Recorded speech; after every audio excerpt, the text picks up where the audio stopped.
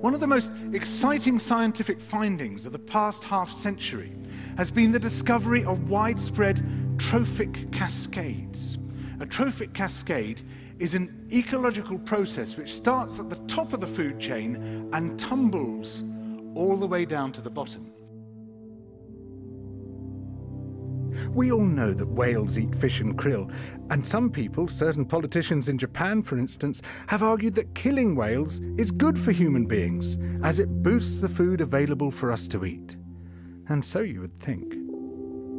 But as the great whales declined, so did the numbers of fish and krill. It seems counterintuitive. Surely their numbers would rise as their major predators disappeared.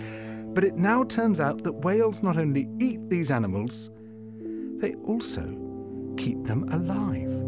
In fact, they help to sustain the entire living system of the ocean. Whales feed at depth in waters that are often pitch dark, and then they return to the surface, to the photic zone, where there's enough light for photosynthesis to happen. There they release what biologists call fecal plumes, vast outpourings of poo, poonamis. These plumes are rich in iron and nitrogen, nutrients which are often very scarce in the surface waters. And these nutrients fertilize the plant plankton that lives in the only place where plants can survive, the photic zone. Fertilizing the surface waters isn't the only thing the whales do. By plunging up and down through the water column, they also keep kicking the plankton back up into the photic zone, giving it more time to reproduce before it sinks into the abyss. Even today, though whale populations have been greatly reduced, the vertical mixing of water caused by movements of animals up and down through the column of the oceans is astonishingly roughly the same as the amount of mixing caused by all the world's wind and waves and tides. More plant plankton means more animal plankton, on which the larger creatures then feed. In other words, more whales means more fish and krill. But the story doesn't end here, because plant plankton not only feeds the animals of the sea, it also absorbs carbon dioxide from the atmosphere. When eventually it sinks to the ocean floor, it takes this carbon out of circulation down to a place where it remains for thousands of years. The more whales there are, the more plankton there is. The more plankton there is, the more carbon is drawn out of the air. When whales were at their historical populations, before great numbers of them were killed, it seems that they might have been responsible for removing tens of millions of tons of carbon from the atmosphere every year.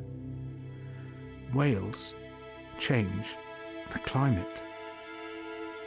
The return of the great whales, if they're allowed to recover, could be seen as a benign form of geoengineering. It could undo some of the damage we've done, both to the living systems of the sea and to the atmosphere.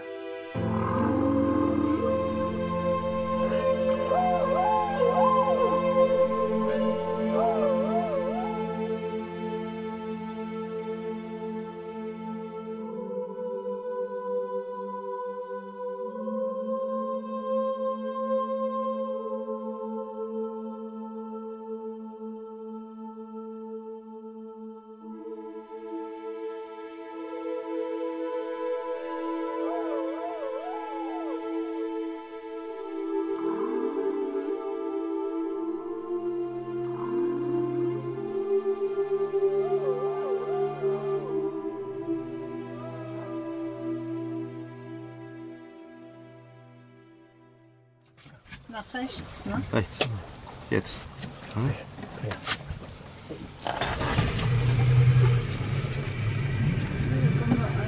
Ja. Oh, híjole.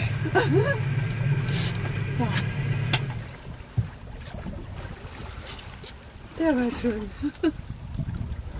Ach, den haben die aber auch gesehen. Ja. ¿Tiene otra vez? Se me va a salir allá pronto.